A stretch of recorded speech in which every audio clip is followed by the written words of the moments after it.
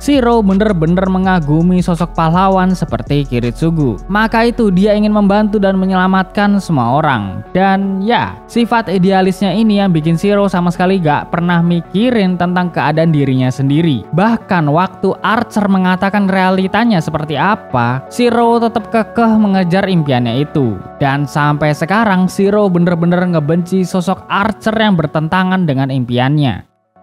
Di sisi lain, Rin kembali bermimpi tentang pahitnya realita yang Archer alami sewaktu dia masih hidup. Dan bagi Rin, Archer bener-bener bego karena kemakan sama impiannya sendiri setelah tahu realitanya seperti apa, yaitu memenuhi keinginan dan kebahagiaan orang lain, tapi nggak mentingin diri sendiri. 体は剣でできている。幾度の戦場を越えて腐敗。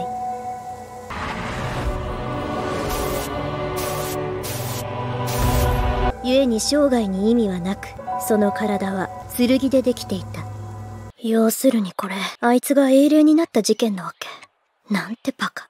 Setelah itu, Rin berdiskusi kembali dengan Archer. Archer bener-bener sangat menyayangkan Rin yang udah bekerja sama dengan Shiro. Orang idealis kayak dia nggak pantas buat ikut perang. Ditambah lagi gak ada jaminan kalau dia tuh bakalan hidup sampai akhir perang. Kalau butuh rekan kerja sama, seharusnya caster bisa jadi pertimbangan Rin karena posisinya saat ini sedang dalam puncak-puncaknya. Apalagi berserker yang masih belum bergerak setelah pertarungan waktu itu. Archer juga merasakan kalau Rin ini makin kesini makin lembek hatinya gara-gara ketemu sama Shiro. Padahal sewaktu awal-awal Rin ini masih cuek-cuekan ke Shiro dan terlebih lagi sikapnya itu lebih dingin daripada yang sekarang. Nah, Rin ini menjawab kalau dia yakin kalau Shiro itu gak bakal mengkhianatinya. Maka itu dia lebih milih bekerja sama dengan Shiro daripada sama master lain. Ya walaupun Shiro itu lemah, seenggaknya Rin gak terlalu mempermasalahkan itulah. Nah, Rin ini juga ngebantah kalau dia gak sudi bekerja sama dengan caster karena dia udah jadiin manusia sebagai tumbal. Rin sama sekali gak setuju dengan perilaku caster yang seperti itu. Rin juga mengakui kalau dirinya emang lagi ada yang beda semenjak bertemu dengan Shiro. Tapi Rin tetap sama pendiriannya. Dia bakal menjalani rencananya bersama dengan Saber dan Shiro. Archer mau ikut atau enggak itu terserah Archer. Rin juga menambahkan kalau dia menjadi sekarang ini gara-gara Archer yang tiba-tiba seenaknya sendiri nyerang Shiro waktu itu. Lalu Archer pun menjawab kalau dirinya tetap setuju dengan keputusan yang Rin buat.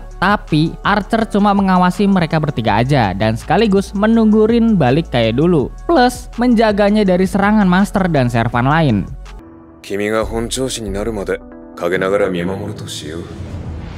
Singkat cerita, saat jam istirahat, Shiro melihat Issei yang lagi ngobrol-ngobrol sama Kuzuki. Setelah obrolan mereka selesai, Shiro dan Issei pun makan bareng di ruang OSIS ya. Shiro ini penasaran kok Issei bisa deket sama Kuzuki. Padahal murid-murid lain itu nggak terlalu deket sama Kuzuki gitu kan. Nah, Issei ini langsung cerita guys. Kuzuki udah dianggap Issei sebagai kakaknya. Dia udah tinggal di kuil Ryudo selama 3 tahun lebih. Wah, jelas dong Shiro ini makin penasaran. Dan di luar ternyata itu ada Rin yang lagi mau nyamperin Issei guys. Kebetulan juga dia itu dengerin ceritanya Issei tadi. Jadi Rin meminta penjelasan lebih jauh lagi tentang Kuzuki. Dan Issei pun menambahkan kalau Kuzuki bentar lagi mau nikah. Soalnya tunangannya itu udah tinggal di kuil dari 2 minggu yang lalu. Setelah Issei diinterogasi, Rin langsung paham kalau Kuzuki adalah master dari caster. Dan dia mengajak Shiro dan Saber untuk menyerangnya malam ini di saat Kuzuki balik ke kuil. Di rumah, Shiro menceritakan tentang hal ini ke Saber, dan Saber pun setuju untuk mengikuti rencana dari Rin. Lalu Shiro segera mempersiapkan peralatan dan berangkat bersama Saber ke jalan satu-satunya jalur kuil Ryudo di sana. Tentunya Rin udah menunggu mereka berdua dari tadi ya. Nah, Rin ini gak memperbolehkan Archer untuk ikut karena emang dia lagi aneh guys. Jadi Rin mutusin buat ngandelin Saber aja nanti. Lalu mereka pun bersembunyi sambil menunggu kepulangan Kuzuki dari sekolah. Tadi sore Rin udah menyiapkan medan pembatas agar suara perang gak kedengeran sama orang-orang di kota. Nah, tak lama kemudian Kuzuki pun datang dan Rin akan menyerang Kuzuki terlebih dahulu.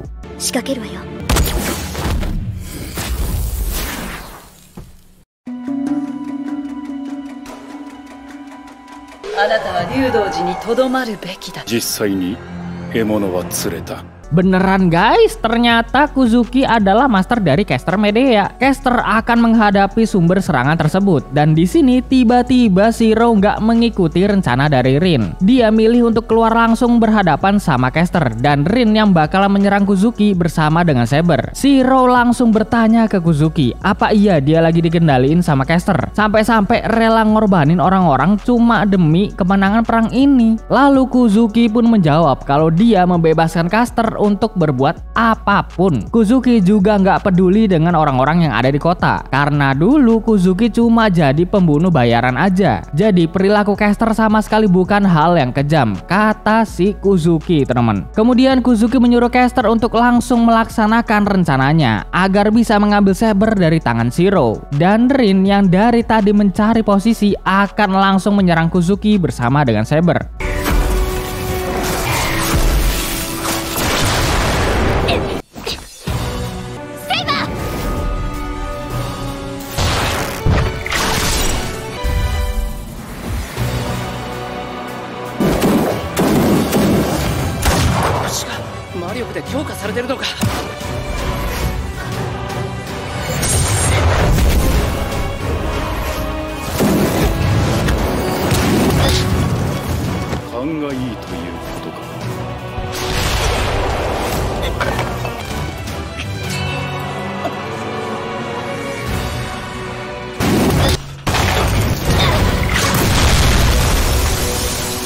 Udah gila. Ini karakter OP semua soalnya teman-temannya di Fate. Saber yang terkuat aja dibuat pingsan loh. Oke, lanjut ke alur. Caster akan mengurus Saber dengan Noble Phantasmnya, yaitu Rule Breaker. Sedangkan Kuzuki bakalan berhadapan dengan Shiro dan juga Rin.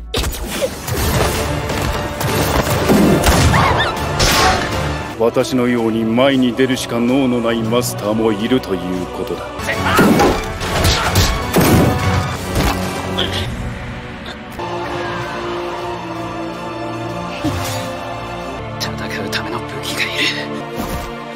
強い武器が。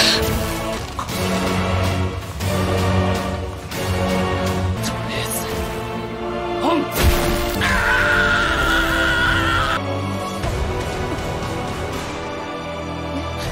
嘘。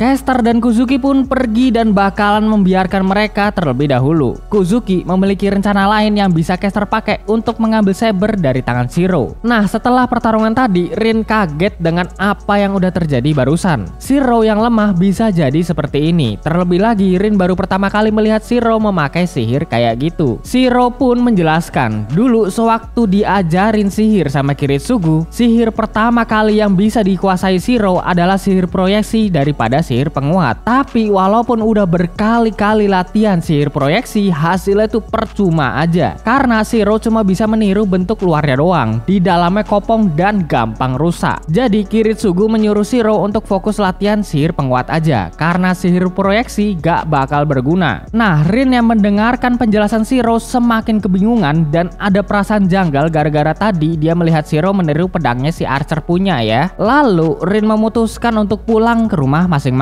dan menyusun ulang rencana untuk membunuh Caster. Tapi tiba-tiba Shiro merasakan aliran prananya yang konslet guys, gara-gara tadi maksa pakai sihir proyeksi buat melindungi Rin. Shiro. Ya, 大丈夫だ。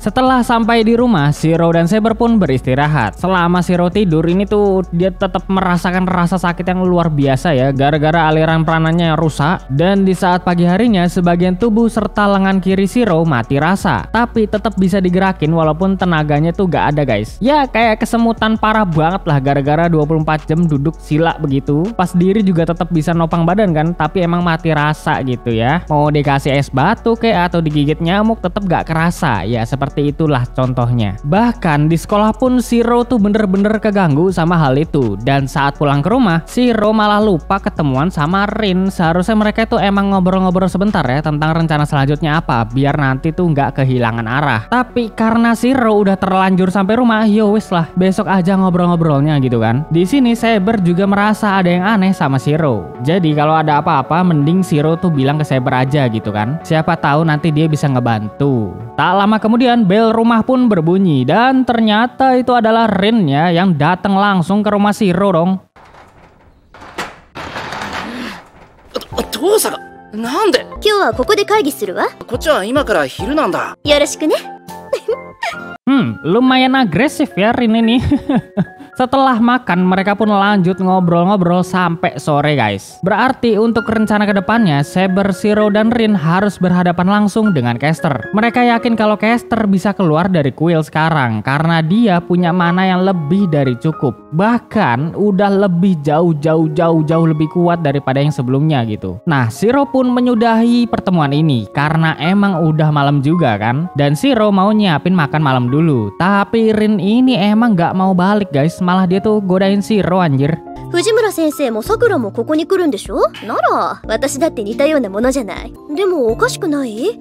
セーバーだって女の子だし、スター同士ってことで気にならなかったけど、家の中になったら素に戻るってことね。ははん、そっか。 Ya mau nggak mau Shiro tuh nungguin sampai larut malam kan, biar Rin ini bisa balik terus Shiro nggak salting seperti itu. Fujimura pun datang dan dia kaget karena Rin ada di rumah Shiro. Harusnya cewek itu nggak boleh malam-malam begini tuh di rumah cowok. Tapi Rin counter balik, Sakura aja sering kesini bu, masa saya gak boleh? Ibu cewek juga kan, harusnya gak boleh juga dong ke rumah Shiro malam-malam kayak gini. Langsung kicep guys ya Fujimura ini. Nah sebagai guru di sekolah, Fujimura memperbolehkan Rin untuk main di sana.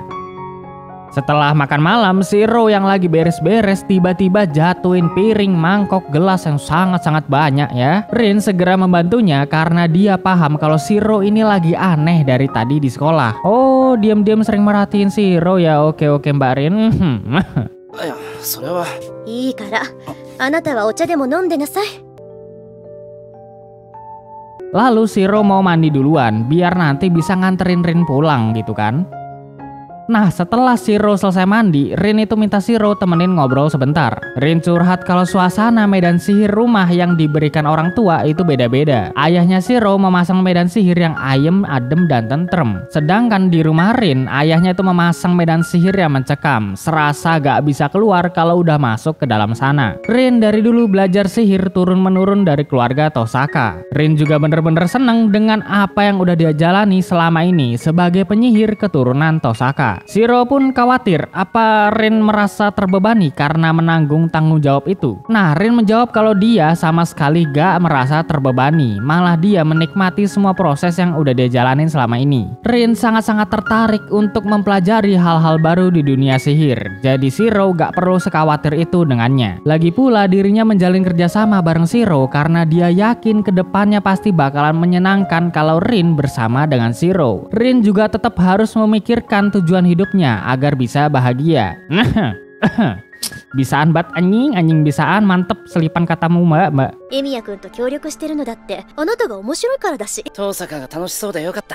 私ね、基本的に快楽主義者なの。 Lalu Rin nanya balik ke Shiro, apa selama ini Shiro menikmati proses mempelajari sihir dan kebersamaannya dengan Rin? Tiba-tiba Shiro ini terdiam ya, dan Rin langsung nyeplos kalau Shiro tuh harus jujur dari dalam hatinya apa yang dia rasakan selama ini. Shiro pun menjawab kalau dirinya ingin menjadi pahlawan seperti Kiritsugu, tapi dia sama sekali nggak menikmati proses mempelajari sihir. Alasan Shiro mempelajari sihir adalah suatu saat sihirnya itu bisa berguna bagi orang lain dan bisa membahagiakan orang-orang di sekitarnya. Dengan begitu Shiro juga bakal bahagia karena melihat orang-orang yang bahagia. Loh, jelas Rin ini marah-marah ke Shiro ya. Dia mengatakan kalau Archer dan Shiro sifatnya bener-bener mirip, mentingin orang lain daripada diri sendiri. Rin udah lama merasakan hal ini, tapi dia bener-bener gak nyangka kalau kebodohan mereka berdua sampai sejauh itu ya. Shiro gak bisa berkata apa-apa lagi karena emang dia tuh masih trauma sama masa lalunya ya, yang tiba-tiba kehilangan orang-orang yang dia sayangi di sekitarnya gara-gara insiden kebakaran besar akibat perang Holy Grail keempat. kuat. Sedangkan Rin ini sama sekali gak tahu apa-apa tentang traumanya Shiro. Maka itu Rin bakalan balas dendam.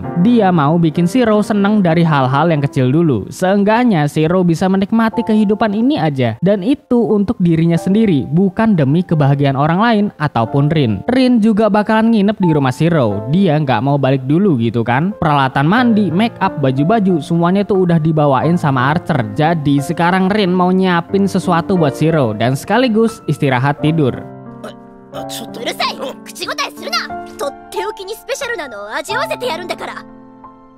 あーちゃんに言って宿泊道具一式を持ってこさせたの。私右の曲も借りるわ。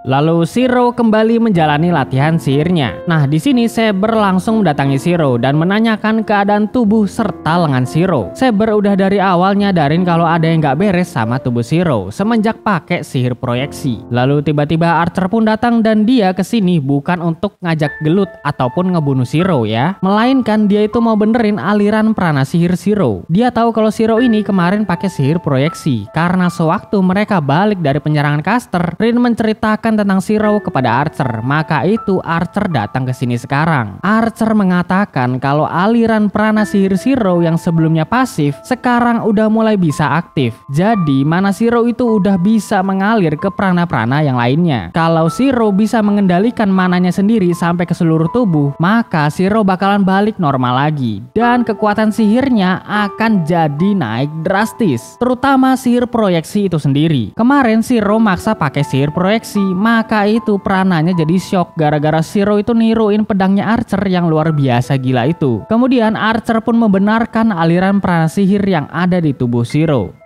体が動く頃には以前よりはマシな魔術師になっているだろうさ。